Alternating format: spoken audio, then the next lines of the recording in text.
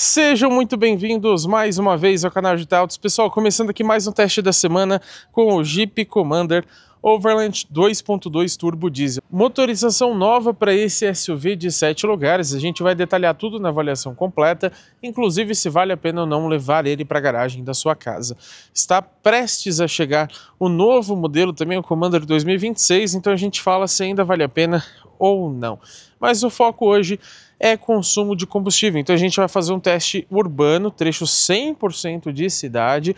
O ar-condicionado vai ligado o tempo inteiro, o carro obviamente está abastecido com diesel, né, já que ele só bebe esse tipo de combustível, porém ele não tem aquele sistema start-stop que desliga o motor em paradas rápidas, nem mesmo modos de condução, onde você seleciona, por exemplo, o Eco, o Sport ou algo nesse sentido. O que você pode é mudar a tração, mas como ela é no mínimo 4x4 automática, eu vou explicar isso para vocês. Não tem muito que a gente faça, essa é a melhor configuração pensando em consumo de combustível. Vamos sempre dirigindo de forma bem tranquila e lá no final do trajeto a gente compara então as nossas médias com aquelas informadas oficialmente pela Inmetro. Vamos começar o nosso teste na prática. Para isso eu vou resetar aqui o nosso trip de consumo B. Também já liguei o ar-condicionado e esse carro não tem modos de condução. Você tem aqui também uma tela de consumo instantâneo que eu vou deixar para a gente tentar ser um pouco mais econômico. Agora, acho que faz bastante falta um modo Eco, né? Modo de condução que carros bem mais baratos possuem e o Commander não tem, infelizmente. Bom, eu sempre preciso citar no começo de cada vídeo de consumo que esse teste que a gente faz aqui no canal é somente para a gente ter uma noção do quanto um carro é mais gastão ou mais econômico em relação a algum outro concorrente, por exemplo. Não dá pra gente fazer uma comparação extremamente direta entre dois modelos, porque a gente grava em dias diferentes, né? Não dá pra eu dirigir quase 70 carros que a gente já testou aqui no canal, todos no mesmo dia, e o certo seria ao mesmo tempo, né? O que é impossível de fazer, né? Não dá pra você dirigir mais de um carro, imagina 70. Então, tem essa variação, por exemplo, de acordo com o trânsito. Embora, se tiver muito trânsito, a gente refaça o teste, né, para que fique mais justo. Mas muda também, por exemplo, a quantidade de semáforos que você pega abertos ou fechados. Um carro que às vezes sai de uma garagem e te obriga a fazer uma frenagem que você não esperava. E tudo isso vai influenciando no consumo, até mesmo a temperatura externa. Então, seguindo esse padrão aqui no canal, a gente consegue aproximar ainda mais os testes para que fique mais justa essa comparação. Como esse é um ponto muito importante, eu gosto sempre de começar falando sobre o conjunto mecânico de cada carro. E aqui nessa versão Overland do Jeep Commander, você tem 3 opções de motorização. Você tem 1.3 turbo, que é a mais básica, é a mais barata que você encontra.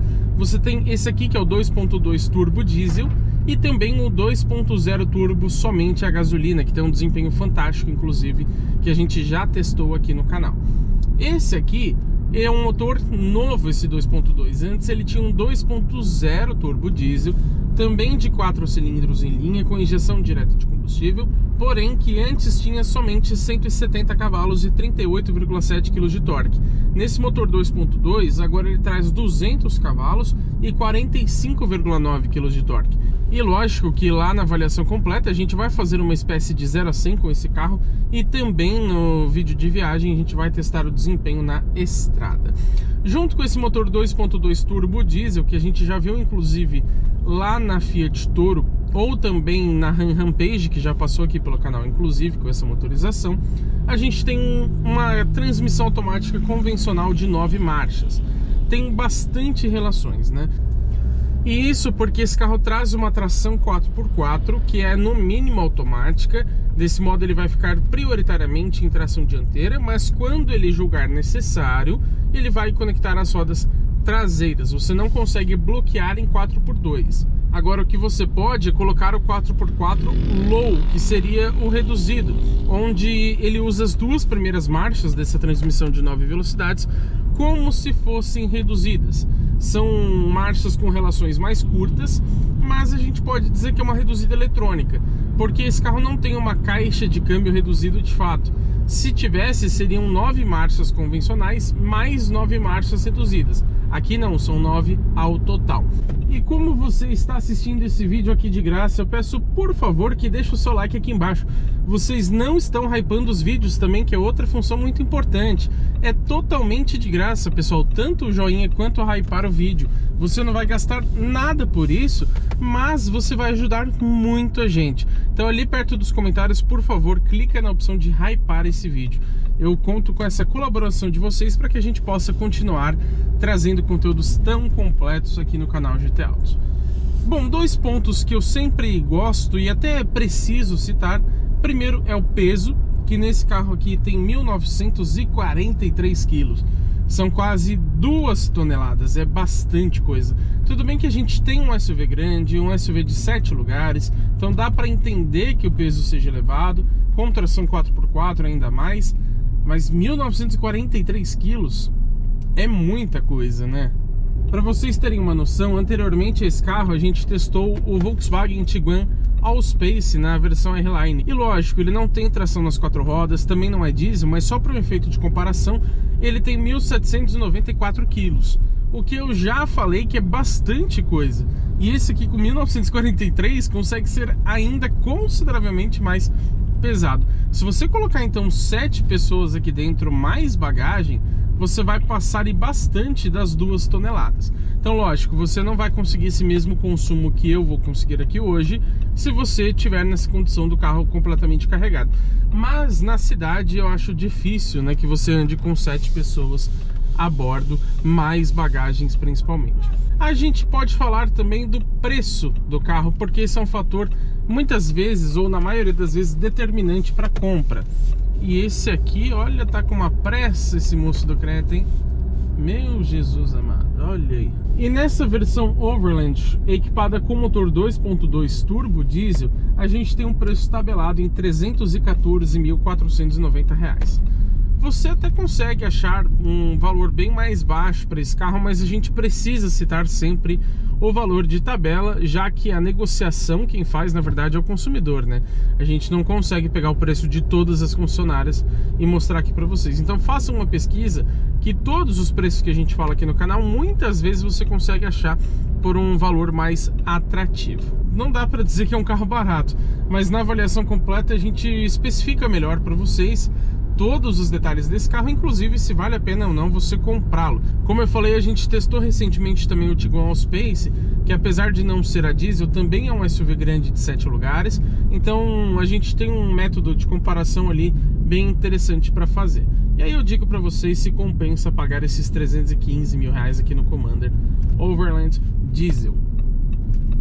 Meu Deus do céu, o pessoal hoje tá de brincadeira, viu?